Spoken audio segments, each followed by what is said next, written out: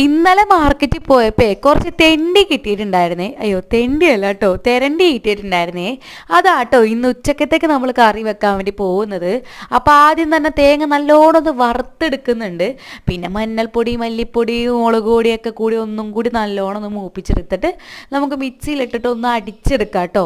ഇതിന് വേറെ പണികളൊന്നുമില്ല, അത്രേ ഉള്ളൂ. ഈ മുട്ട എനിക്കല്ല കേട്ടോ, ഇത് ഐനൂസിനാണേ.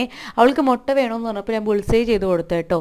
പിന്നെ ആ മഷി പോലെ അരച്ച് വെച്ചതിലോട്ട് കുറച്ചും കൂടി വെള്ളവും കൂടി ഒഴിച്ചിട്ട് നമുക്ക് ചട്ടിയിലോട്ടാക്കിയിട്ട് നമുക്ക് അടുപ്പത്തോട്ട് കയറ്റാം കേട്ടോ. പിന്നെ 2 പച്ചമുളകും കൂടി കീറിയിട്ടിട്ട് പിന്നെ ഉണ്ടപ്പുളിയോ വാളംപുളിയോ കൊറക്കാപ്പുളിയോ എന്ത് പുളിയാണെങ്കിലും വേണ്ടില്ല കേട്ടോ.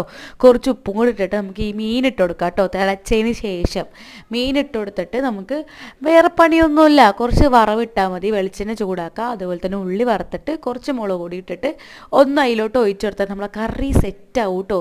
ഐനൂസ് ആണെങ്കിൽ ടേസ്റ്റ് നോക്കിയിട്ട് മതിയാവുള്ള കേട്ടോ. നല്ല ടേസ്റ്റ് ഉണ്ടായിരുന്നു കേട്ടോ കറിക്ക്. മീനിടും മുന്നേ നല്ല ടേസ്റ്റ് ഉണ്ടായിരുന്നു. മീനിട്ടിട്ട് പിന്നെ പറയേ വേണ്ട കേട്ടോ. അങ്ങനെ നമ്മളെ തെരണ്ടിക്കറി ഇവിടെ സെറ്റായിട്ടുണ്ട്.